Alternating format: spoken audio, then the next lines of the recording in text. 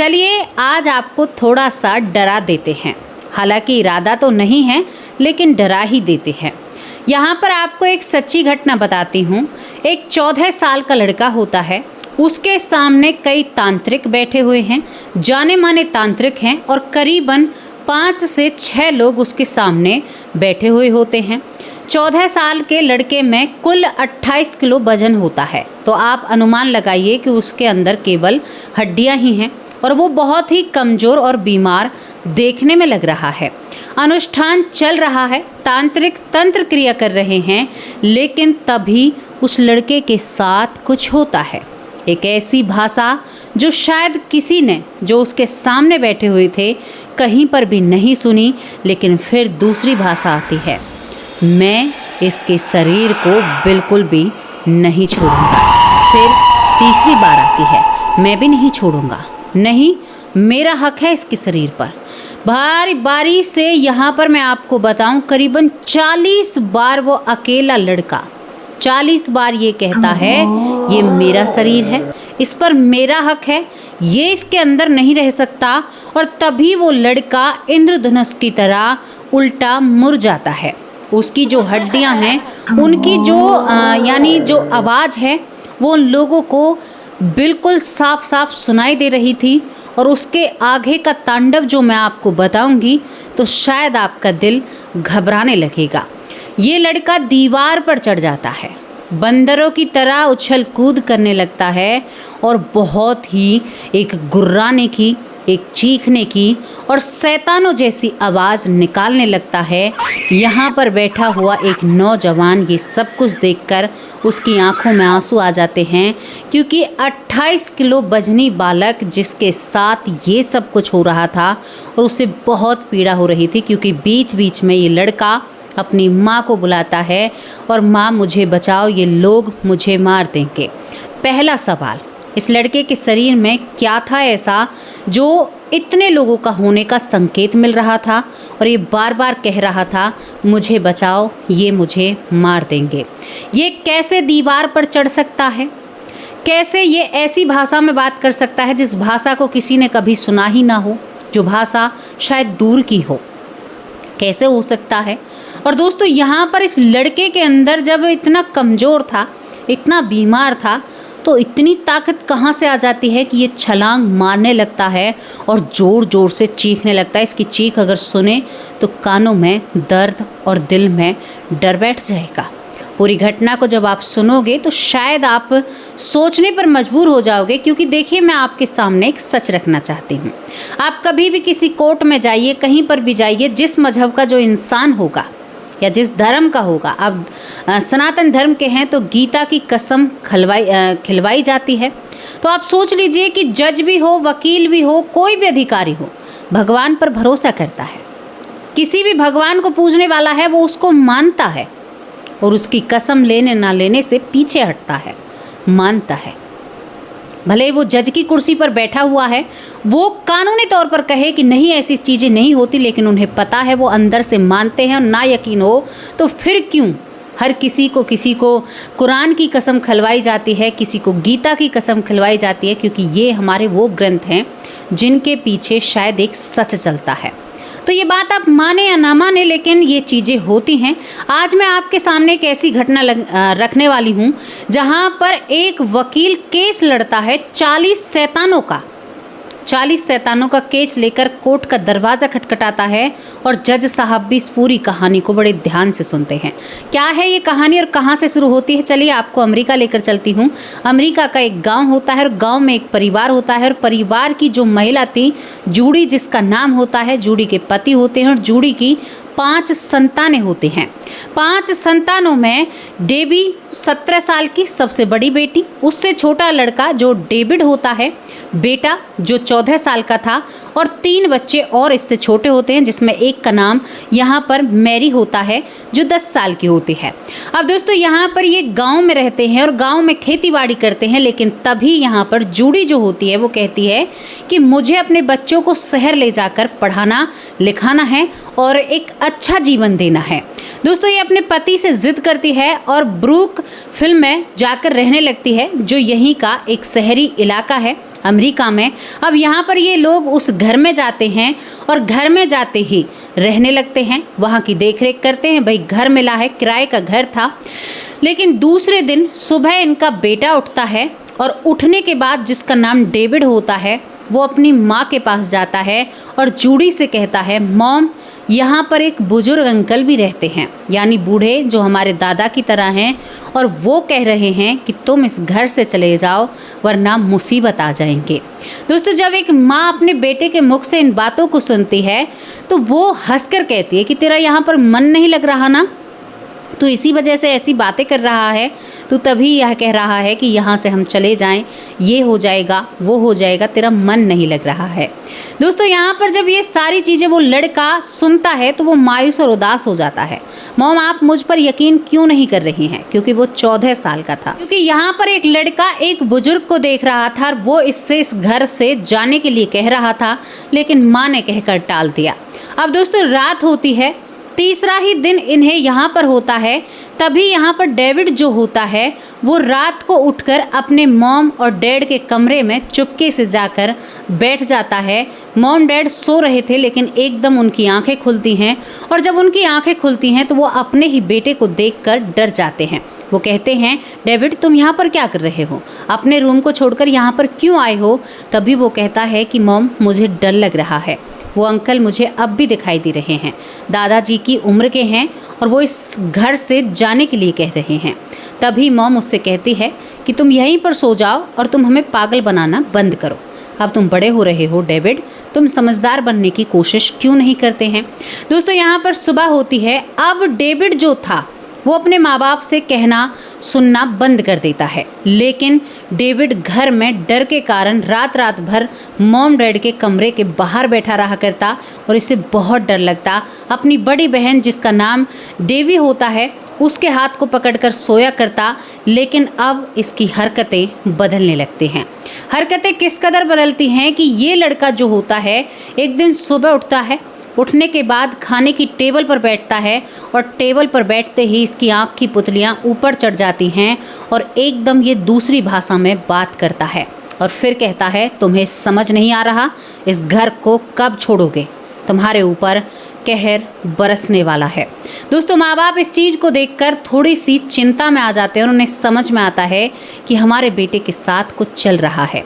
अपने बेटे को आनन फानन में तुरंत वो अस्पताल लेकर जाते हैं। डॉक्टर पूरे चेकअप करते हैं, लेकिन डेविड के अंदर कोई भी बीमारी नहीं थी। ये मामला क्या था? दोस्तों, यहाँ पर डॉक्टर से दवाई ली जाती है कि कोई मानसिक शायद ऐसा तनाव है। लेकिन दूसरी रात फिर क्या होता है?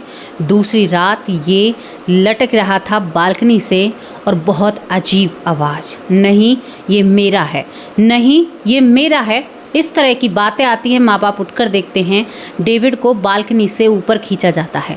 तुम यहाँ पर क्यों लटक रहे थे? वो कहता है कि मॉम, मैं खुद नहीं लटका हूँ, मुझे उन लोगों ने लटकाया है। बहुत बुरे चेहरे के हैं, उनके सर उनके कंधों पर रखे हुए हैं और वो बहुत ही डरावने हैं। तभी दूसरे लहजे में फिर वही बात करता है, घर को छोड़ोगे या नहीं छोड़ोगे? दोस्तों, 1981 की आपको मैं बातें बता रही हूँ। अब यहाँ पर माँ बाप और डर जाते हैं। ये बातें रिश्तेदारी तक और यहाँ पर सगे संबंधियों से और पड़ोसियों से पूछी जाती है। पड़ोसी कहते हैं कि तुम एक बार फादर को क्यों नहीं दिखाते? लेकिन माँ बाप जो जूडी थी वो थोड़ी सी कहते हैं ना कि इस समय की थी, वो दोबारा से अपने बेटे को अस्पताल ले जाती है। डॉक्टर से कहती है कि इसने उस भाषा में बात करी जो भाषा यहाँ की है भी नहीं, ये तो उसे जानता ही नहीं है। डॉक्टर साहब पूरे चेकअप फिर करते हैं। अब कोई दिक्कत हो तभी तो वो कोई दवाई दें। उन्होंने कहा कि मेरे पास इसका कोई भी इलाज नहीं है। दोस्तों, अब यहाँ पर जो डेविड होता है उसे खून की उल्टियाँ लगने लगती हैं, उसकी तबीयत बिगड़ने लगती है, आँखें पीली पड़ने लगती हैं, आंखों के आसपास काले घेरे होने लगते हैं और रात के वक्त वो डेविड नहीं रहता है। रात के वक्त वो अलग अलग तरह की आवाज़ों में बात करता है। अब वो अपने नाखूनों से दीवार को खुरेचने लगा था। उससे भी आगे जो बहुत ही डरावना आपको बताऊं, दीवार तो दीवार, अब वो लड़का रात के वक्त ही बोलता था और उसकी चीखें और उसकी आवाज़ मानो जैसे कितनी भारी और कितनी अजीब आवाज़ हो और कोई और ही बोल रहा हो। माँ बाप परेशान हो जाते हैं और एक चर्च के फादर के पास जाते हैं। फादर साहब को पूरी घटना या कहानी बताते हैं तो वो कहते हैं कि नहीं भाई, मैं इसमें कुछ नहीं कर सकता, ऐसा कुछ भी नहीं है। लेकिन हर रात एक डर के साथ बीत रही थी। घर में चीज़ें टूटना शुरू होती हैं। डेविड के नाखून उखड़ चुके थे और दीवारों पर जो नाखूनों से खून निकलता था ना, उससे लिखता था। और घर में जो 4 बच्चे थे वो अब डेविड से डरने लगे थे। डेविड को अलग रखा जाता है, माँ और पिता ख्याल रखते हैं। एक दिन डेविड ने अपनी माँ की गर्दन को पकड़ लिया। दोस्तों, अब यहाँ पर रिश्तेदार और सभी ये कहते हैं, जो पड़ोसी होते हैं, कि तुम एक अच्छे फादर को ढूंढो और इसका एक अनुष्ठान कराओ। यानी वहाँ पर एक चीज़ है, जिस तरह से यहाँ पर तंत्र क्रिया होती है, तो एक अनुष्ठान कराओ जिसके तहत पता चलेगा कि इसके ऊपर क्या है। दोस्तों, वो कई चर्च के फादरों के पास जाते हैं, लेकिन कोई भी ये जिम्मेदारी नहीं लेता है। किसी ने भी उसका इलाज करने से सब ने मना कर दिया। माँ बाप बड़े परेशान होते हैं। तभी एक पड़ोसन आती है और कहती है कि यहाँ पर एड और लॉरेन नाम की एक महिला है, जो ऐसी ऊर्जाओं पर या जैसी बीमारी तुम्हारे बेटे को है, ऐसी बीमारियों पर काम करती हैं। तुम मुझसे संपर्क क्यों नहीं करती? और वो नंबर देकर जाती है जूडी को। जूडी जब इन लोगों से बात करती है, दोस्तों, जब इन लोगों से बातें की जाती है तो वो पहले तो मानते नहीं हैं, लेकिन एक दिन, दूसरे या तीसरे दिन अचानक से इनके घर, क्योंकि इसने कहा कि मेरा बेटा बहुत परेशानी में है, अगर आप हमारी मदद कर सकें तो आपकी बहुत मेहरबानी होगी। मेरा बेटा कुल 14 साल का है। दोस्तों, यहाँ पर इन दोनों पति पत्नी को, जो एड और लॉरेन होती हैं, ये दोनों इसके घर अचानक से आते हैं और जैसे ही घर में पाँव रखते हैं, अपने पाँव पीछे खींच लेते हैं।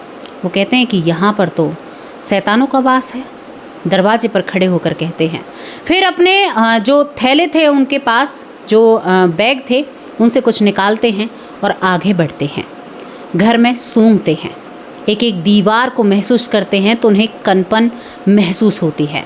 डेविड के कमरे तक जाते जाते उन्हें अनुभव होता है और उल्टा वापस बिना डेविड से मिले ही डेविड की माँ जूडी के पास आते हैं, पिता के पास आते हैं। कहते हैं कि आपका बेटा तो मुसीबत में है, 15 या 20 दिन के अंदर आपका बेटा यहाँ से चला जाएगा, क्योंकि आपके बेटे के शरीर में 40 शैतान बैठे हैं और हर एक लड़ रहा है। आपका बेटा बोलने से बंद हुआ है क्या? उसने कहा कि हाँ, हर एक शैतान लड़ रहा है कि इसके शरीर पर मैं राज करूँगा, इसके शरीर पर मैं राज करूँगा। आपका बेटा बहुत बड़ी मुसीबत में है। माँ रोने लगती है। जूडी जो होती है वो कहती है कि मेरे बेटे को किसी भी तरह से बचाओ। मैंने तो बहुत फादरों से बात कर ली, लेकिन कोई सुनने को तैयार नहीं है। उसने कहा कि एक अनुष्ठान होगा। हम बहुत पढ़े लिखे हैं, लेकिन हम भी नहीं कर सकते अनुष्ठान के बिना। यहाँ पर इन शैतानों को ऐसे ही भगाया जाएगा। दोस्तों, ये अनुष्ठान जो है वो 3 दिन में होता है, 3 बार करना पड़ता है। इस तरह से अनुष्ठान होता है। जब जूडी कहती है कि मैंने बहुत सारे फादरों से बात की, तो ये कहते हैं कि हम फादर लेकर आएंगे, यहीं के फादर से कराएंगे, आप चिंता मत कीजिए, हमारी जिम्मेदारी है। दोस्तों, यहाँ पर जब एड और लॉरेन जब इस घर से निकलने ही वाले होते हैं, तभी यहाँ पर डेविड जो होता है, जो बिल्कुल चुप हो गया था, बोलने से बंद हो गया था, वजन 28 किलो रह गया था, दरवाज़ा खोलकर बंदर की तरह छलांग मारता है और एड के ऊपर गिर पड़ता है और कहता है कि मैं तुम्हें ज़िंदा नहीं छोड़ूंगा, तुम क्या चाहते हो, हम इसे छोड़ दें? इसे तो हम नहीं छोड़ेंगे। तभी वो कुछ ऐसा करते हैं कि यहाँ पर जो डेविड होता है वो शांत हो जाता है। अब यहाँ पर डेविड की जो बहन डेवी होती है, डेवी एक लड़के से यहीं पर जब से रह रही थी, एक लड़के से इसकी नज़रें मिल जाती हैं और लड़के का नाम यहाँ पर आर्मे होता है। आर्मे नाम के लड़के से प्यार करने लगती है और घर में अनुष्ठान चलने लगते हैं। दोस्तों, ये प्यार कर रही थी तो एक दिन उदास बैठी रहती है, तो आर्मे कहता है कि तुम इतनी परेशान क्यों हो? तो वो बताती है, मेरा 14 साल का भाई है जिसके अंदर 40 शैतान वास करते हैं और उनको निकालने के लिए एक अनुष्ठान चल रहा है और कल आखिरी अनुष्ठान है। दोस्तों, यहाँ पर आर्मे जो इस लड़की से, डेवी से बहुत प्यार करता है, वो कहता है मैं तुम्हारे घर चलूँगा और मैं भी तुम्हारे भाई का साथ देना चाहता हूँ। जैसे ही आर्मे घर आता है और इस डेवी के माँ बाप से मिलता है और जब अपने उस प्रेमिका के भाई को देखता है तो वो बहुत ही कमज़ोर और बहुत टूटा हुआ, तो उसकी आंखों में, आर्मे जो एक अच्छा इंसान था, उसकी आंखों में आंसू आ जाते हैं। वो कहते हैं कि क्या सच में शैतान ऐसे होते हैं? उसने कहा ऐसे होते हैं। उसने कहा कि मैं अब तुम्हारे भाई का ख्याल रखूंगा और मैं यहीं पर रहूंगा।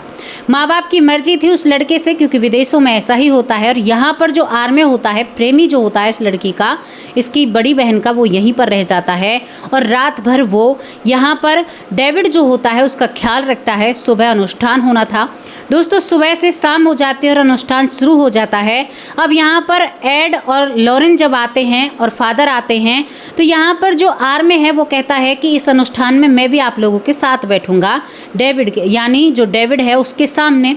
इन दोनों लोगों ने कहा, जो यहाँ पर नेगेटिव एनर्जी पर काम करते थे, इन्होंने कहा कि नहीं, आप नहीं बैठ सकते। अगर आप बैठोगे तो वहाँ पर आप कुछ गलत कर सकते हैं और उल्टा भारी भी पड़ सकता है, क्योंकि वहाँ पर बोलना नहीं है। जिस कमरे में अनुष्ठान होगा, जो कमरा डेविड का था, ये बिल्कुल नहीं मानता है। जब नहीं मानता है तो एड और लॉरेन कहते हैं कि भाई समझदार है, जवान है, इससे मना भी नहीं कर सकते, ठीक है तुम बैठ जाओ। तो अनुष्ठान शुरू होता है। अनुष्ठान जब शुरू होता है तो मैंने आपको शुरुआत में बताया, अनुष्ठान शुरू होता है जब उसे पकड़कर बिठाया जाता है अनुष्ठान के सामने। लेकिन उसके बाद जो अनुष्ठान चल रहा था, तो एकदम से डेविड में एक ऐसी ताकत आती है और डेविड अलग अलग भाषाओं में 40 बार ये कहता है कि ये मेरा है, मैं इस पर वास करूँगा, मैं इसके ऊपर हुक्म चलाऊँगा, ये शरीर मेरा है। और उसमें इतनी ताकत आ जाती है, जिसको रात को भी उठाकर यानी बाथरूम ले जाया जा रहा था, खाना भी हाथ से खिलाना पड़ रहा था, वो दीवारों पर चढ़ रहा था और बहुत अजीब अजीब आवाज़ें निकालता है। दोस्तों आर्मी जो ये था, ये सब कुछ देख रहा था, अनुष्ठान चल रहा था, जो भी डेविड कर रहा था उससे कोई भी मना नहीं कर रहा था। बहुत अजीब अजीब आवाज़ें होती हैं। अब आर्मी को इससे बोलने की मनाही थी, लेकिन आर्मी ने क्या किया, वो उस बच्चे का दर्द बहुत बर्दाश्त नहीं कर पाता है और बीच अनुष्ठान में कहता है कि अगर तुम ऐसे यानी जो तुम ऐसे राक्षस हो या शैतान हो तो इस बच्चे को छोड़ दो, इस बच्चे से तुम्हें क्या लेना है, बताओ इसकी कितनी सी उम्र है, अगर तुम इतने ही शरीर चाहते हो तो तुम मेरे अंदर आकर दिखाओ। दोस्तों जैसे ही ये बात होती है वैसे ही डेविड जो होता है वो शांत हो जाता है और आर्मी भी वहाँ पर बैठा हुआ अपने आंसू पोंछता है। लेकिन अनुष्ठान जैसे ही समाप्त होता है, एड और लॉरेन ने एक तमाचा यहाँ पर आर्मी को रख दिया। आर्मी को जब तमाचा रखा जाता है तो आर्मी की आंखों में एक अलग सा ही गुस्सा नजर आता है। तभी वो कहते हैं कि तुमने ऐसा क्यों किया। तभी यहाँ पर आर्मी से तो वो इतना ही कहते हैं, लेकिन आर्मी की जो प्रेमिका डेवी होती है उससे कहते हैं कि तुम्हारा भाई तो ठीक हो गया है, लेकिन जो तुम्हारा प्रेमी है ना, उसने न्योता दिया है, उस पर अपनी नज़र बनाए रखना। अब दोस्तों यहाँ पर डेवी जो होती है आर्मी के साथ अलग रहने लगती है, क्योंकि वहाँ पर कोई परहेज नहीं है। ये दोनों एक अलग घर लेकर रहने लगते हैं। और दूसरी तरफ डेविड के बारे में बताऊं, उसका वजन बढ़ने लगता है, आंखें ठीक होने लगती हैं, वो बहुत अच्छा बोलने लगता है और बहुत ही अच्छा ध्यान और मन उसका लगता है। लेकिन दूसरी तरफ आर्मी जो होता है, आर्मी के बारे में आपको बताऊं, वो बीमार होने लगता है, खून की उल्टियाँ लगती हैं और वो भी बार बार बालकनी पर लटक जाता है, कभी दीवार पर चढ़ता है। जब डेवी ये सब कुछ देखती है तो उसे महसूस हो जाता है कि सच में ही इसने न्योता दे दिया है। वो फिर दोबारा से एड और लॉरेन से मिलती है और उनसे कहती है कि ऐसा सब कुछ चल रहा है। तभी वो कहते हैं कि हमें तो लग रहा था कि इसने न्योता दिया है, अब वो 40 शैतान इसके अंदर वास कर रहे हैं। यहाँ पर डेवी जो होती है वो रोने लगती है और कहती है कि अब ऐसा ही अनुष्ठान मेरे प्रेमी के लिए कीजिए। यहाँ पर ये दोनों ही जो काम कर रहे थे नेगेटिव एनर्जी पर, उन्होंने साफ मना कर दिया, कह दिया कि हम ऐसा नहीं कर सकते क्योंकि वो बहुत ताकतवर हैं, तुम उस पर नज़र रखना और अपने आप से दूरी बनाकर रखना। हालांकि भले ही उसके अंदर शैतान है, लेकिन वो शैतान भी एक लड़की से प्रेम करते हैं, यानी उन्हें भी महिलाएं अच्छी लगती हैं। कहने का तात्पर्य ये है दोस्तों। यहाँ पर अब जो एड और लॉरेन होते हैं वो पुलिस स्टेशन पहुँचते हैं।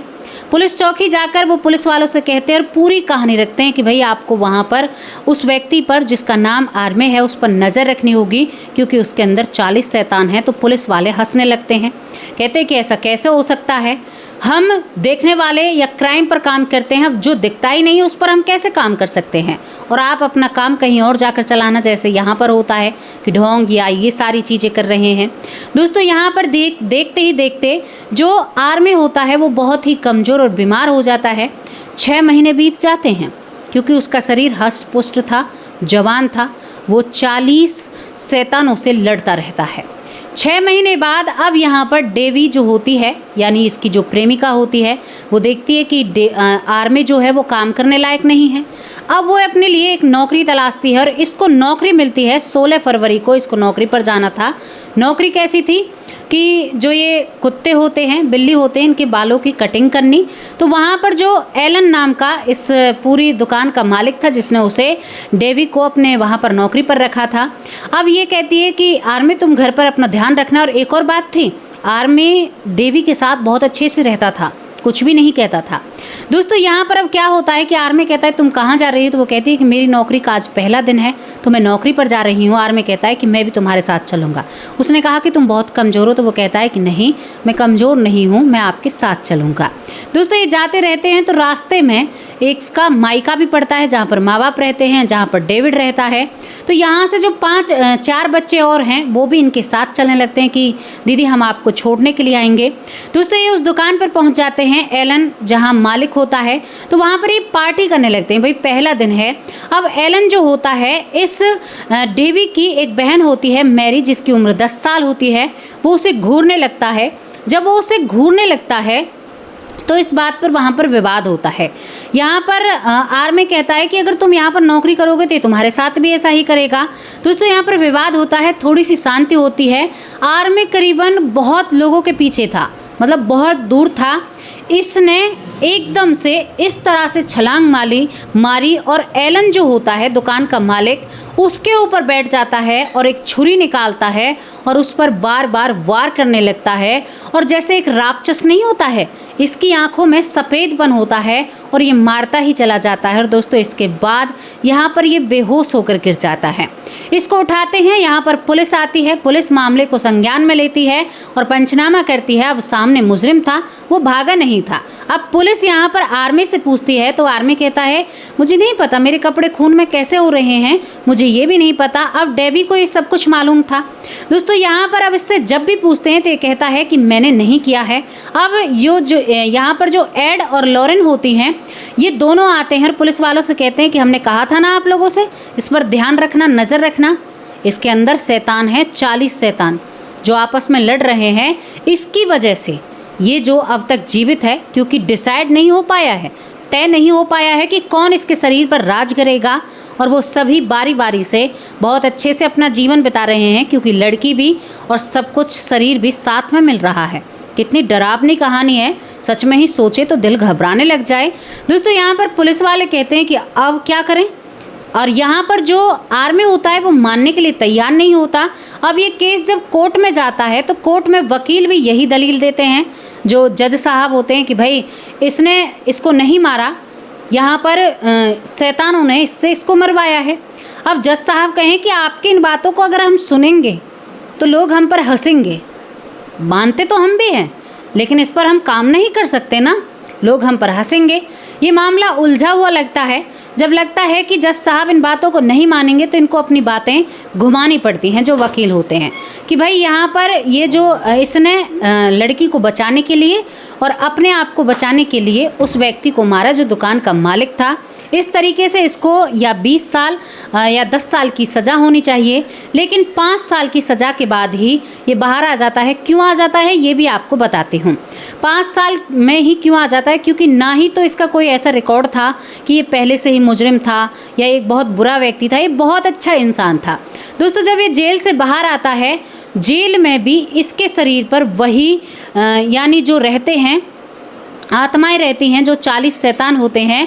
तो यहाँ पर एड और लॉरेन जो होते हैं, जेल के अंदर जज साहब खुद इसकी परमिशन देते हैं और अनुष्ठान 3 बार किया जाता है, जिससे इसकी जान बच पाती है जो आर्मी होता है। और इसके अच्छे रवैये की वजह से इसको 5 साल में ही छोड़ दिया जाता है। डेवी जो इसका इंतज़ार करती है वो अपना वादा पूरा निभाती है, क्योंकि इसने इसके भाई के साथ बहुत साथ दिया था और इसके भाई की वजह से ही इसके साथ ये सब कुछ हुआ है।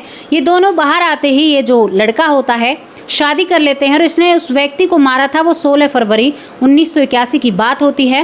दोस्तों यहाँ पर ये दोनों शादी करते हैं और आज भी इनके बच्चे हैं और भरा पूरा परिवार है। लेकिन अब डेविड को, यानी जो डेविड है, आर्मी है, इनको शैतान परेशान नहीं करता। ज़िंदगी बहुत अच्छे से बीत रही है। लेकिन आर्मी को आज भी पूछते हैं तो वो कहता है कि बहुत तकलीफ़ भरा शायद कुछ वक्त था जो मुझे भी याद नहीं है, क्योंकि डेवी बताती है कि जो आर्मी था वो दीवारों पर चल दिया करता था जब उसके शरीर में ऐसा प्रभाव था। और इस बात की गवाही एड लॉरेन देते हैं, डेविड देता है, डेवी देती है, जूडी देती है, सभी लोग कहते हैं कि ऐसा हुआ था। तो आप लोगों से पूछना चाहती हूँ, क्या शैतान होते हैं? और सुनिए, यहाँ पर ये सारी चीज़ें भारत में ही नहीं होती, ये बाहर भी होती हैं। विदेश में भी लोग आत्मा, शैतान, भगवान सबको मानते हैं, अनुष्ठान को भी मानते हैं और कई तरह के वो अनुष्ठान करते हैं। गुड़ियाओं के ऊपर भी अनुष्ठान करते हैं, बहुत सारी चीज़ें करते हैं। काला जादू, तंत्र मंत्र, हमारे यहाँ की चीज़ें इतना हद है क्योंकि बाहर से जो घूमने के लिए लोग आते हैं वो यहाँ की बुरी चीज़ों को बहुत बढ़ चढ़ कर दिखाते हैं, अच्छी चीज़ों को दबा देते हैं। तो आपकी जिम्मेदारी बनती है, अगर आपके सामने कोई बाहर का विदेशी घूमने के लिए आया है तो उसको अच्छी चीज़ें ही दिखाएं। कहीं आप भी, क्योंकि हमारे देश में एक बहुत अच्छी चीज़ है, लोग अच्छाई को बढ़ चढ़ कर नहीं बताएंगे। अगर थोड़ा सा बुरा हो जाए ना तो उसको भैया चीख चीख कर और बहुत है कि ये है, क्योंकि वो अपने देश को कभी ये महत्व दे ही नहीं पाते हैं कि भाई हमें क्या दिखाना चाहिए, क्या नहीं दिखाना चाहिए। जहाँ इंसान रहेंगे वहाँ पर गंदगी भी रहेगी, भ्रष्टाचार भी रहेगा, वहाँ पर बहुत सारी चीज़ें रहेंगी, लेकिन दूसरे देश के आगे अपने देश की किरकिरी करना तो अच्छी बात नहीं है। दोस्तों, ये स्टोरी कैसी लगी इसके बारे में राय ज़रूर लिखकर भेजना। अनुष्ठान, तंत्र मंत्र भारत में ही नहीं होते हैं, इस बात को फिर कह रही हूँ। और जो भी आपकी राय लिखकर ज़रूर भेजना। अब आप लोगों से विदा लेती हूँ, कल हाजिर होंगे एक सच्ची अच्छी स्टोरी के साथ। तब तक के लिए नमस्कार, जय हिंद, जय